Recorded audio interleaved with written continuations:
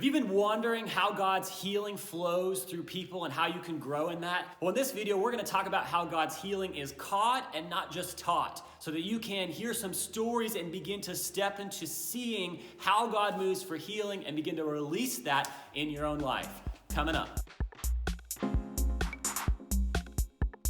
Hey guys, my name is Mark and I make powerful, practical, strategic content so you can make disciples who make disciples right there in your context. Okay guys, so in this video, we're gonna look at some simple stories of healing that I've seen in my own life and application principles so that you can begin to step in and see more consistent results in praying for healing. Now, in the life of Jesus, he called his disciples, and you can see this in Mark 3, a passage we've looked at several times in recent videos, and he calls them that they might be with him, and then he might send them out. And there's something about simply being around Jesus that the disciples began to pick up on some things. Now, they were getting the same sermons, they were getting the same information that the crowds were getting, but there was something about being with him that was important to their discipleship journey. I have seen through my own experience that parts of discipleship are caught and not taught. That we can hear information, but it's actually getting around and hearing stories and being connected to those who are seeing effective results for healing, that we begin to see that happen in our own lives. So to that end, I want to share a couple stories with you and some principles I've learned as I've gone after healing in my ministry and in my life.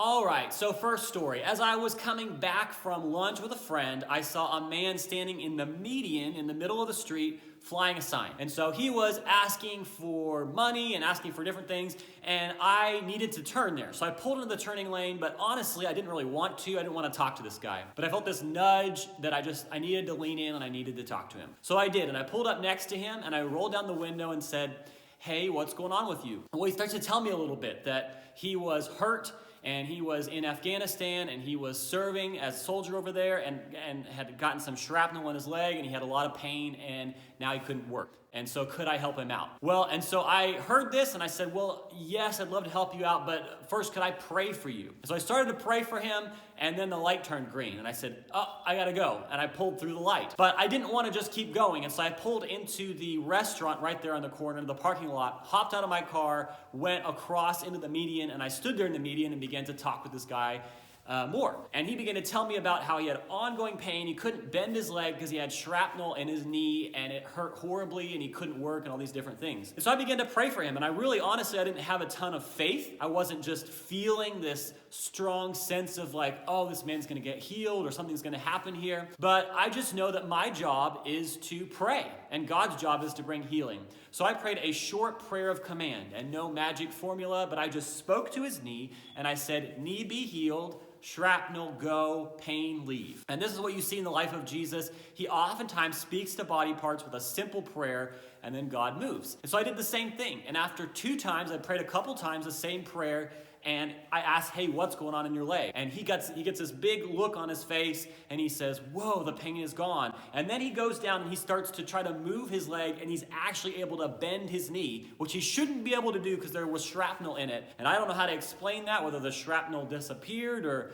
what happened there, but somehow the pain completely left. Now, he turned out of this whole experience. I was about to tell him more about Jesus, but he began to talk to the cars, and he said, hey, this guy prayed for my knee. I got healed. You should have him pray for you too. Jesus is real. So he immediately associated this healing with Jesus. And so out of all of this, here's a couple takeaways. Number 1, we can pray even when we don't feel like it. And oftentimes I don't feel like praying. And oftentimes I don't have this great confidence that God is going to heal. But my job is to stretch out my hand and pray. And that's what faith looks like. God's job is to bring the healing. All we can do is pray our best prayer and God will show up with healing and with power as we do that. So that's number 1. And then number 2, I prayed a prayer of command. I just spoke to the body part in a real simple, short prayer. Not a long-winded. I wasn't trying to impress him or try to impress God. I just prayed a short prayer and he received healing in that moment.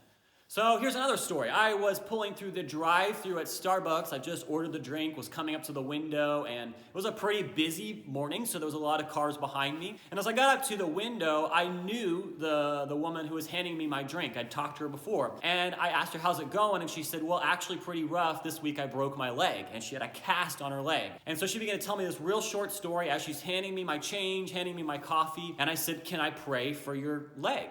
And so I take her hand through the window and I speak to the leg and I say, leg, be healed, pain, go. That quick. And I said, what are you feeling? And she said, well, I'm not really feeling anything. I don't know if anything's changed. It still hurts. And so I said, okay, can I pray again? Took her hand. I said, leg, be healed, pain, go. Said, are you feeling anything? She said, no, it feels the same. And so I said, can I pray again?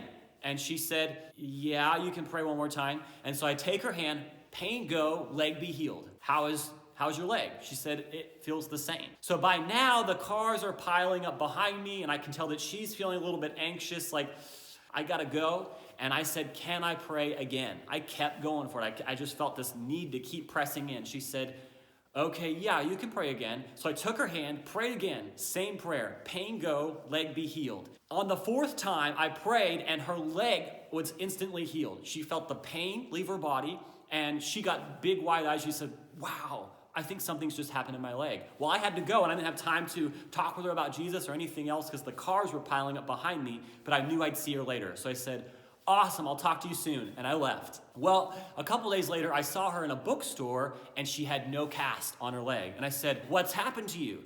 And she said, you know, right after you prayed, I felt the pain leave my leg. I felt like something changed, and I went in and had it checked again, and my leg was completely healed. And so she had the cast removed. Now, in that moment, here's something that I have learned about healing. And you see this in the book of Luke, and when Jesus exhorts people. He says, will the Father find anyone on earth who has faith that they will be persistent and keep asking him until they get results?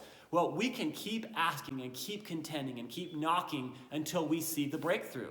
And I will keep praying as long as somebody will let me. And even in this situation when the cars were piling up, I just kept going until she would say no, because I can trust that if she needs to go, she's going to let me know. But I want to keep praying until God brings breakthrough or until they've got to go, because the will of God doesn't change. The God's will, God's heart is that people would be healed, and our job is to just keep praying until we see that. Okay, so one final story. One day I was praying for a guy after a church service. He came up to me and he said he had crazy pain in his back, and could I pray for that? Well, I began to interview him. I said, how did this pain start? How did you get this? And he said, well, several years ago I was in the Army, and I don't know what I did, but I tweaked it, and all of a sudden I woke up one day and it's just been hurting like crazy ever since. And then he went on and said, and the Army has just not treated me well. They didn't discharge me with enough compensation, and it's been really hard. So I go from there into prayer, and I select a prayer, and I begin to pray. Oh, I forget to say, I asked him what his pain was on a scale of 1 to 10. He tells me that, and I can't remember what it was. I know it was like a 7 or an 8. So then I begin to pray, and I select a prayer, and I invite God's presence and begin to speak to the pain in his back.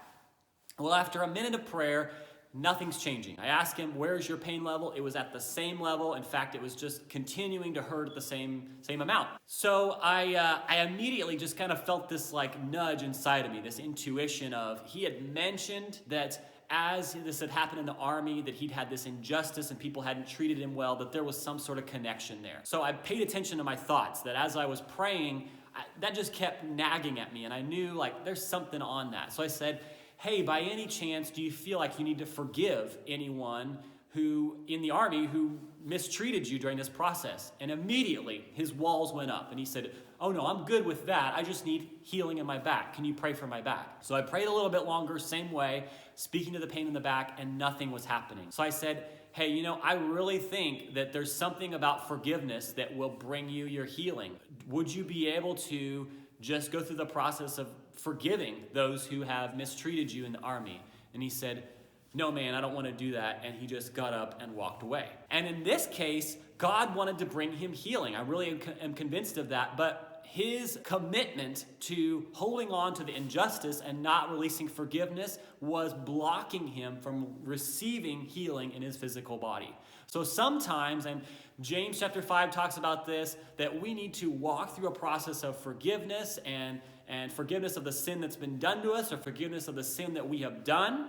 And in that process, God's healing can flow to our bodies. So I hope this has been encouraging to you today, and I want to exhort you again to pray for 100 people. Keep going after the place of supernatural healing. Don't let it just be something that incidentally happens to you when it happens to come up, but as you go after it, you're going to get more and more effective in your prayers, and you're going to see more and more results as you pray for healing in people's bodies. Hope that's helpful. Amen.